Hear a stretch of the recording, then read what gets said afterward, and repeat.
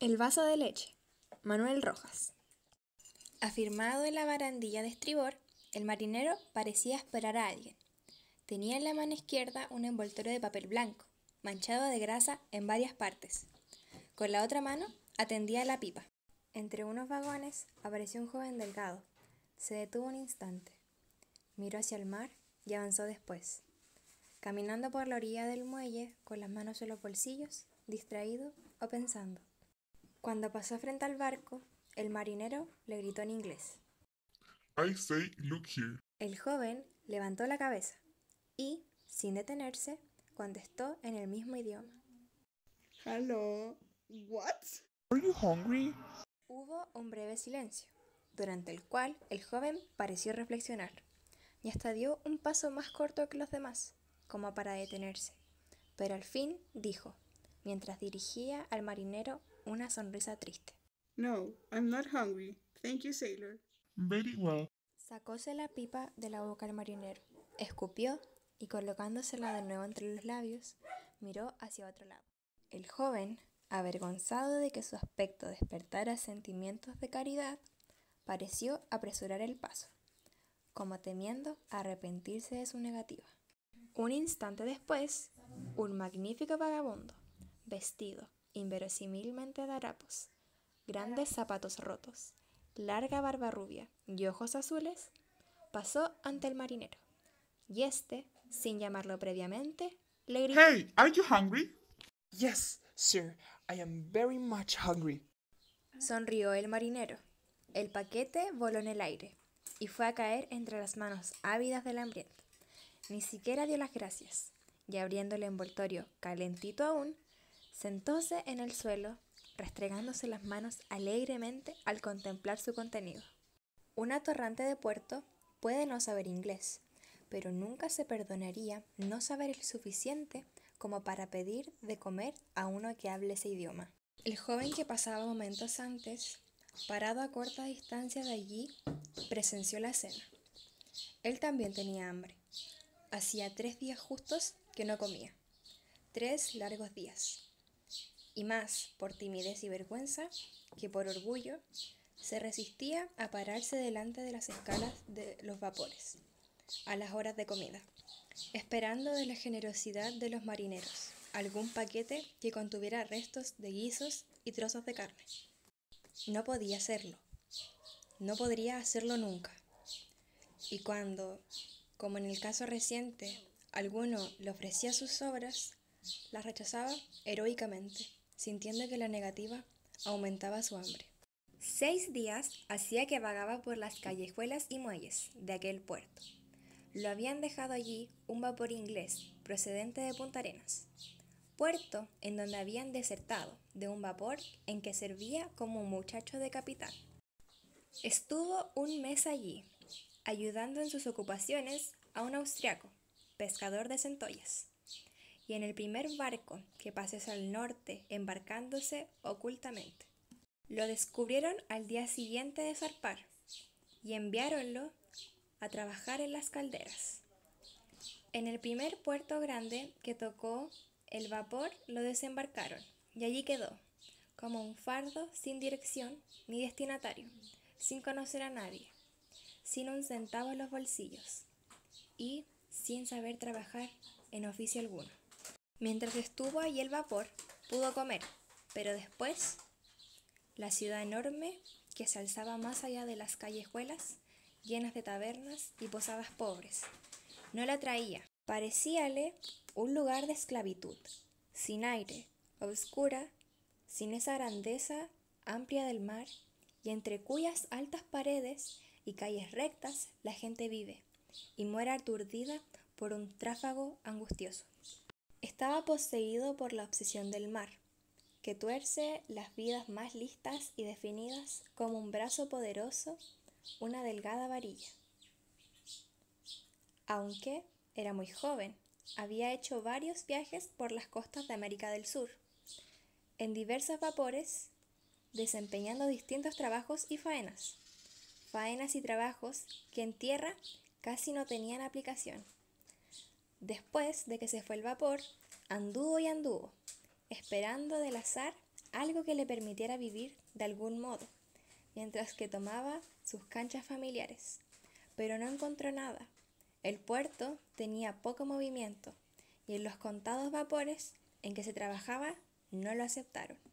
Ambulaban por allí infinidad de vagabundos de profesión, prófugos de algún delito, atorrantes abandonados al ocio, que se mantienen de no se sabe qué, mendigando o robando, pasando los días como las cuentas de un rosario mugriento, esperando quién sabe qué extraños acontecimientos o no esperando nada, individuos de las razas y pueblos más exóticos y extraños, aun de aquellos en cuya existencia no se cree hasta no haber visto un ejemplar vivo. Al día siguiente, convencido de que no podía resistir mucho más, decidió recurrir a cualquier medio para procurarse alimentos. Caminando, fue a dar delante de un vapor que había llegado la noche anterior y que cargaba trigo. Una hilera de hombres marchaba, dando la vuelta al hombro los pesados sacos desde los vagones, atravesando una planchada hasta la escotilla de la bodega, donde los estibadores recibían la carga. Estuvo un rato mirando hasta que atrevióse a hablar con el capataz. Ofreciéndose, fue aceptado y animosamente formó parte de la larga fila de cargadores.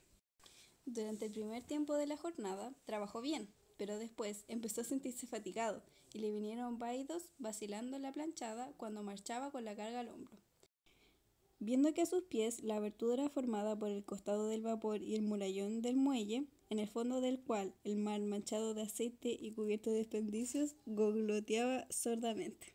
A la hora de almorzar hubo un breve descanso y en tanto que algunos fueron a comer en los figones cercanos y otros comían lo que habían llevado, él se tendió en el suelo a descansar, disimulando su hambre. La jornada completamente agotado, cubierto de sudor, reducido ya a lo último.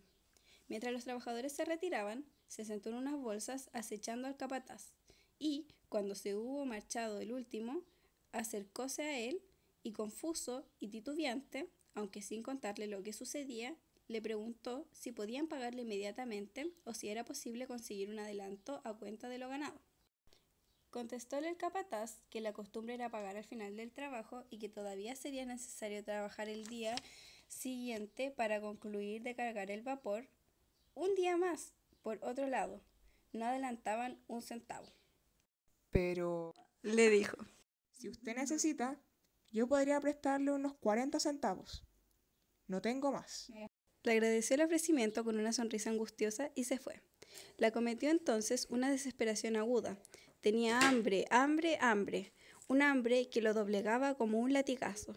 Veía todo a través de una niebla azul y al andar vacilaba como un borracho. Sin embargo, no habría podido quejarse ni gritar, pues su sufrimiento era oscuro y fatigante. No era dolor, sino angustia sorda, acabamiento. Le parecía que estaba aplastado por un gran peso. Sintió de pronto como una quemadura en las entrañas y se detuvo. Se fue inclinando, inclinando, doblándose forzadamente como una barra de hierro, y creyó que iba a caer. En ese instante, como si una ventana se hubiera abierto ante él, vio su casa, el paisaje que se veía desde ella, el rostro de su madre y el de sus hermanas. Todo lo que él quería y amaba apareció y desapareció ante sus ojos, cerrados por la fatiga. Después, poco a poco, cesó el desvanecimiento y se fue enderezando, mientras la quemadura se enfriaba despacio. Por fin se irguió, respirando profundamente. Una hora más y caería al suelo. Apuró el paso, como huyendo de un nuevo mareo, y, mientras marchaba, resolvió ir a comer a cualquier parte, sin pagar, dispuesto a que lo avergonzaran, a que le pegaran, a que lo mandaran preso, a todo. Lo importante era comer, comer, comer. 100 veces repitió mentalmente esta palabra, comer, comer, comer, hasta que el vocablo perdió su sentido, dejándole una impresión de vacío caliente en la cabeza. No pensaba huir. Le diría al dueño, señor, tenía hambre, hambre, hambre, y no tengo con qué pagar. Haga lo que quiera. Llegó hasta las primeras calles de la ciudad y en una de ellas encontró una lechería. Era un negocio muy claro y limpio, lleno de mesitas con cubiertas de mármol. Detrás de un mostrador estaba de pie una señora rubia con un delantal blanquísimo. Eligió ese negocio. La calle era poco transitada. Habría podido comer en uno de los figones que estaban junto al muelle, pero se encontraban llenos de gente que jugaba y bebía. En la lechería No había sino un cliente. Era un vejete de anteojos, que con la nariz metida entre las hojas de un periódico, leyendo, permanecía inmóvil, como apegado a la silla. Sobre la mesita había un vaso de leche a medio consumir. Esperó que se retirara, paseando por la acera, sintiendo que poco a poco se le encendía en el estómago la quemadura de antes. Y esperó 5, 10, hasta 15 minutos. Se cansó y paróse a un lado de la puerta, desde donde lanzaba al viejo unas miradas que parecían pedradas. ¿Qué diablos leería con tanta atención? Llegó a imaginarse que era un enemigo suyo, el cual, sabiendo sus intenciones, se hubiera propuesto entorpecerlas. Le daban ganas de entrar y decirle algo fuerte, que le obligara a marcharse, una grosería, o una frase que le indicara que no tenía derecho a permanecer 1 hora sentado y leyendo, por un gasto tan reducido. Por fin, el cliente terminó su lectura, o por lo menos la interrumpió. Se bebió un sorbo del resto de leche que contenía el vaso. Se levantó pausadamente, pagó y dirigióse a la puerta. Salió. Era un vejete encorvado, con trazas de carpintero o barnizador. Apenas estuvo en la calle, afirmóse los anteojos, metió de nuevo la nariz entre las hojas del periódico y se fue, caminando despacito y deteniéndose cada 10 pasos para leer con más detenimiento. Que se alejara y entró. Un momento estuvo parado a la entrada, indeciso, no sabiendo dónde sentarse. Por fin eligió una mesa y dirigiéndose hacia ella, pero a mitad de camino se arrepintió, retrocedió y tropezó en una silla, instalándose después en un rincón. Acudió la señora, pasó un trapo por la cubierta de la mesa y con voz suave, en la que se notaba un dejo de acento español, le preguntó. ¿Qué se va usted a servir? Sin mirarla, le contestó. Un vaso de leche. ¿Grande? Sí, grande. ¿Solo? ¿Hay bizcochos? No, vainillas. Bueno, vainillas. Cuando la señora se dio vuelta, él se restregó las manos sobre las rodillas, regocijado, como quien tiene frío y va a beber algo caliente. Volvió la señora y colocó ante él un gran vaso de leche y un platillo lleno de vainillas, dirigiéndose después a su puesto detrás del mostrador. Su primer impulso fue el de beberse la leche de un trago y comerse después las vainillas, pero enseguida se arrepintió. Sentía que los ojos de la mujer lo miraban con curiosidad. No se atrevía a mirarla. Le parecía que al hacerlo conocería su estado de ánimo y sus propósitos vergonzosos, y él tendría que levantarse e irse, sin probar lo que había pedido. Pausadamente tomó una vainilla, humedeciéndole la leche, y le dio un bocado. Bebió un sorbo de leche y sintió que la quemadura ya encendida en su estómago se apagaba y deshacía. Pero, enseguida, la realidad de su situación desesperada surgió ante él, y algo apretado y caliente subió desde su corazón hasta la garganta. Se dio cuenta de que iba a sollozar a gritos, y aunque sabía que la señora lo estaba mirando, no pudo rechazar ni deshacer aquel nudo ardiente que se estrechaba más y más. Resistió, y mientras resistía, comió apresuradamente, como asustado, temiendo que el llanto le impidiera comer. Cuando terminó con la leche y las vainillas, se le nublaron los ojos, y algo tibio rodó por su nariz. Cayendo dentro del vaso, un terrible sollozo le sacudió hasta los zapatos. Afirmó la cabeza en las manos y durante mucho rato lloró con pena, con rabia, con ganas de llorar, como si nunca hubiese llorado. Inclinado estaba, y llorando, cuando sintió que una mano le acariciaba la cansada cabeza y una voz de mujer, con un dulce acento español, le decía: «Llore, hijo, llore». Una nueva ola de llanto le arrasó los ojos y lloró con tanta fuerza como la primera vez, pero ahora no angustiosamente, sino con alegría, sintiendo que una gran frescura lo penetraba, apagando eso caliente que le había estrangulado la garganta. Mientras lloraba, parecióle que su vida y sus sentimientos se limpiaban como un vaso bajo un chorro de agua, recobrando la claridad y firmeza de otros días. Cuando pasó el acceso de llanto, se limpió con su pañuelo los ojos y la cara. Ya tranquilo, levantó la cabeza y miró a la señora, pero ésta ya no le miraba ya. Miraba hacia la calle, a un punto lejano, y su rostro estaba triste. En la mesita ante él había un nuevo vaso lleno de leche y otro platillo colmado de vainillas. Comió lentamente, sin pensar en nada, como si nada le hubiera pasado, como si estuviera en su casa y su madre fuera esa mujer que estaba detrás del mostrador.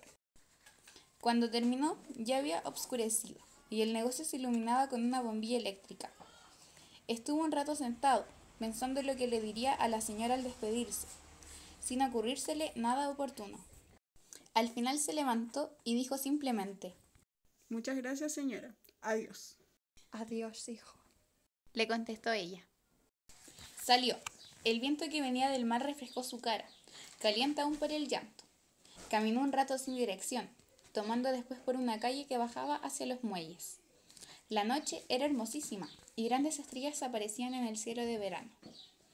Pensó en la señora rubia, que tan generosamente se había conducido, e hizo propósitos de pagarle y recompensarla de una manera digna cuando tuviera dinero.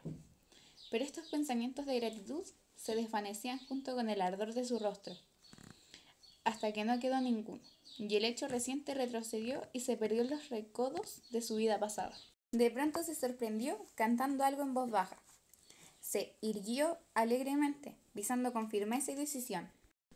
Llegó a la orilla del mar y anduvo de un lado para otro, elásticamente, sintiéndose rehacer como si sus fuerzas anteriores, antes dispersas, se reunieran y amalgamaran sólidamente. Después la fatiga del trabajo empezó a subirle por las piernas, en un lento hormigueo, y se sentó sobre un montón de bolsas. Miró el mar. Las luces del muelle y las de los barcos se extendían por el agua en un reguero rojizo y dorado, temblando suavemente. Se tendió de espaldas, mirando el cielo largo rato. No tenía ganas de pensar, ni de cantar, ni de hablar. Se sentía vivir, nada más. Hasta que se quedó dormido, con el rostro vuelto hacia el mar.